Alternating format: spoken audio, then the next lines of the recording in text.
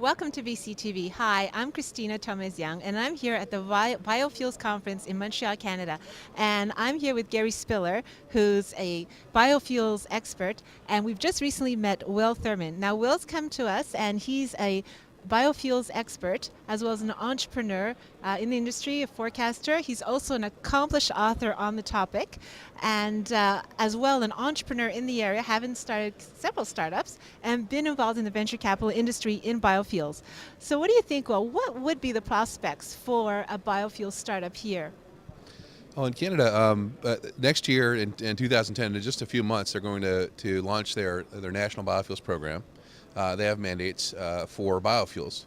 So there are opportunities in biodiesel for canola and for algae to produce biodiesel, and there are opportunities for ethanol to produce ethanol from corn, from wheat, and also to produce something called Grassoline, which is basically gasoline from grass, switchgrass, miscanthus, other forms of perennial crops that grow year-round, and you can just mow them like grass, and they keep growing, and you can feed them into a process that's called cellulosic ethanol, and it releases the sugars from the grasses and gives you ethanol or gasoline. They like to call it Grassoline. So between biodiesel, ethanol, and Grassoline, those are the three big opportunities I see for Canada and biofuels. Well, that's fascinating. Where should venture capitalists be looking in terms of startups in that sector? Well, one thing that I'm seeing in investment trends is the number one thing that venture capitalists are looking for are companies that have a proof of concept in biofuels. So if you're an existing biofuel producer and you're able to make money, they're going to be interested. A lot of the VCs go for early stage investments. So they're looking for promising technologies that haven't made it into the market yet, but they've been able to demonstrate something called proof of concept, where you move out of the laboratory and you move into a prototype.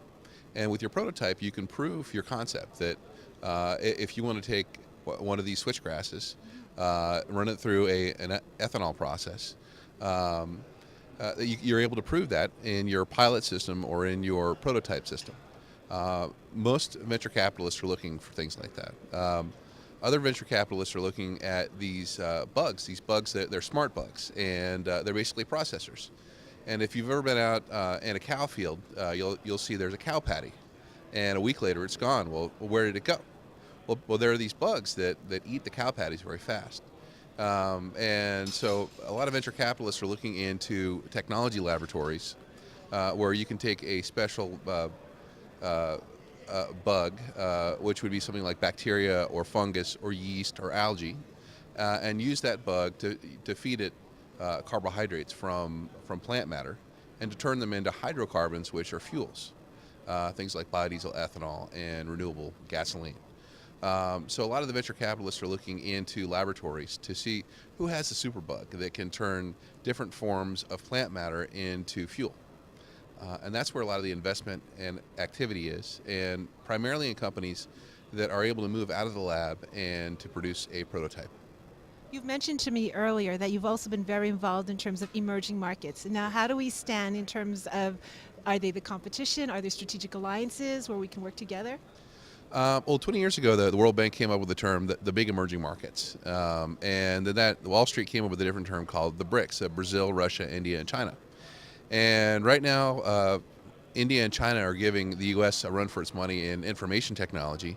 And China is already way ahead of the U.S. as far as biotechnology goes, in many aspects. So if you look at demand for fuel in the future, over the next 15 or 20 years, most of the demand is going to come from Asia and from Latin America, from Eastern Europe and from the Middle East.